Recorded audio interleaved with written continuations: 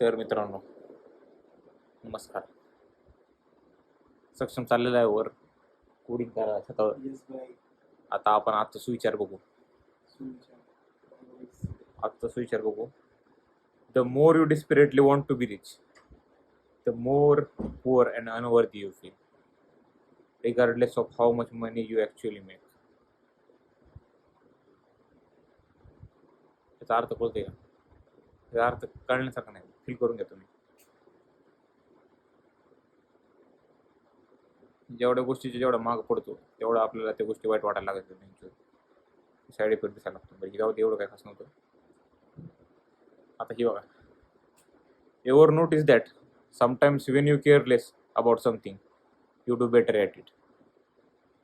म्हणजे एखाद्या गोष्टीचं आपण कमी म्हणजे चिंता केली ना, तर ती गोष्टीत आपण जरा जास्त करून चांगलं करतो. हे अशा पुस्तकात लिहिलेलं आहे. हा म्हणजे मला पण वाटतंय खरं वाक्य तर खरं आहे. कारण की ज्या गोष्टीबरोबर आपण जास्त विचार विमर्श करीत नाही त्या गोष्टी करण्यासाठी, त्या गोष्टी आपण चांगल्या करतो लाईफमध्ये. नाहीतर आपण समजा लय प्लॅनिंग करतो, समजा हे असं करणार आहे, ते कॉन्सिक्वेन्सेस ही राहतील ती राहतील, तशा गोष्टी केल्या ना त्या गोष्टी धाडाच्या होतच नाहीत.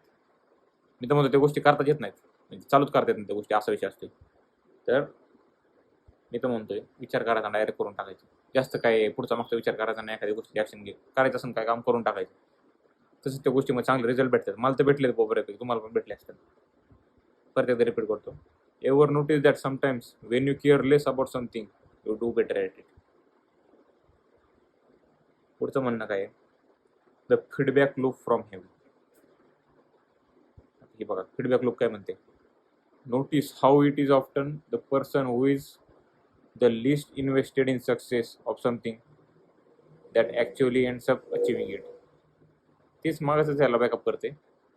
जे कमी कमी विचार करतात त्या गोष्टीचा, म्हणजे फालतूच्या गोष्टीचा करण्यावर जास्त फोकस करताना त्याला ती गोष्टी भेटून जाते बऱ्यापैकी, असा विषय. The feedback loop from heaven. When you simply did not give a fuck and excel to some extraordinary height. तेच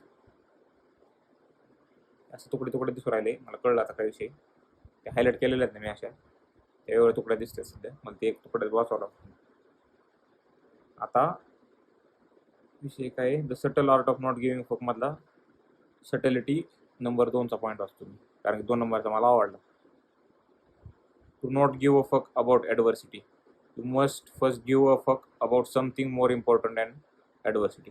आता या चॅप्टरमध्ये काय सांगितलं, म्हणजे एवढा एक छोटा पॅराग्राफ आला त्यामध्ये त्यांनी सांगितलं की तुम्हाला फकवरती काय सापडावं लागेल. की ज्या गोष्टीला तुम्ही जास्त फक दिलं पाहिजे, म्हणजे इम्पॉर्टन्स दिलं पाहिजे तुमच्या लाईफमध्ये, अशा गोष्टी करायला पाहिजे. आता उदाहरणार्थ बघा, समजा एक म्हातारी बाई आहे.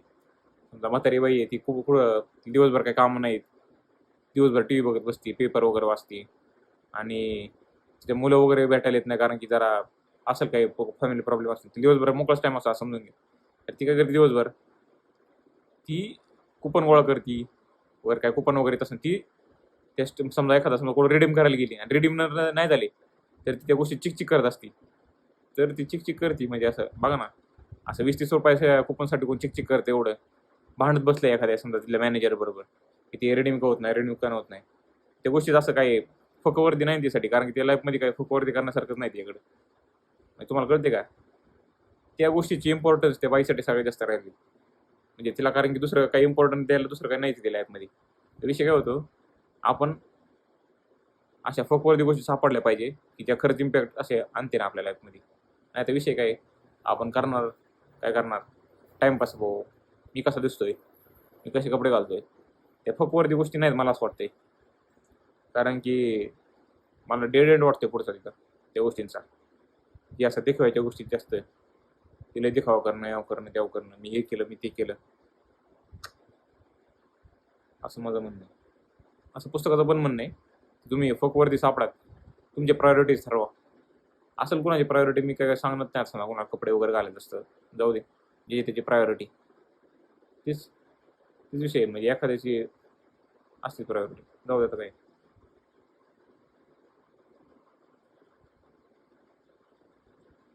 आता ती मी काय, ती माणसं काय असतात, दे डोंट हॅव एनिथिंग मोर फक वर्दी टू डेडिकेट देअर फक्स टू. तेच त्यांची लाईफ मोकळी पडलेली, त्यांच्या लाईफमध्ये काही असं काही फक वर्दीच नाही आहे. की जे ते त्यांचा फक्त डेडिकेट करू शकतात असं इम्पॉर्टन्स असे.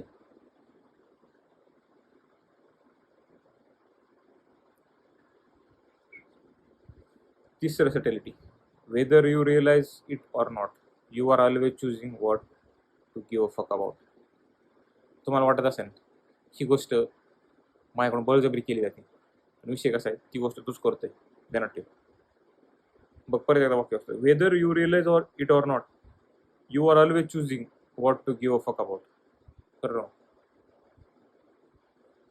आपण चूज करत असतो दरवेळेस की कोणत्या गोष्टीला किती इम्पॉर्टन्स द्यायचं.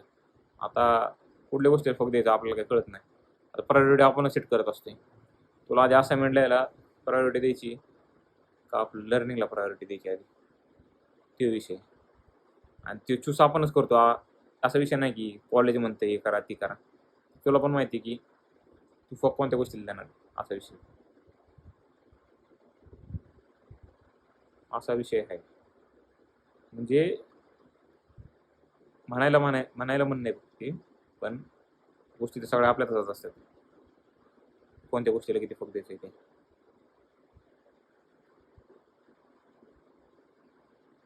आता दुसरी हायलाइट करायला करून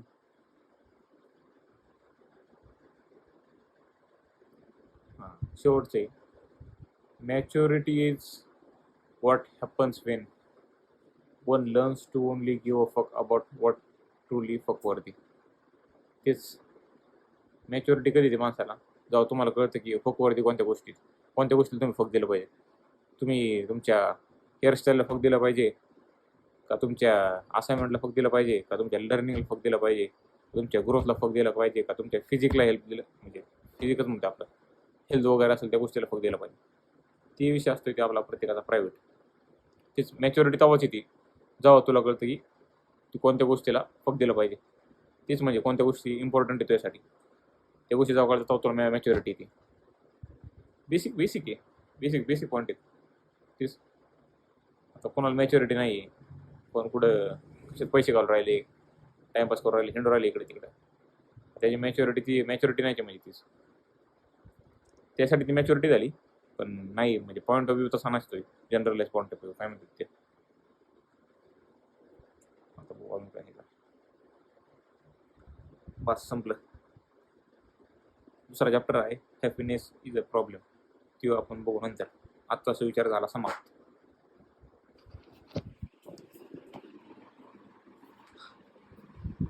किंवा सुविचार सांगायचं काहीतरी, काही नाही लोकांना. सुविचार सांग काहीतरी, एवढ्या मी नाही वाचत काही म्हणते आम्ही. काहीतरी सुविचार सांग मिळतो. कॉलेज शाळेत काय सुविचार नसेल काय?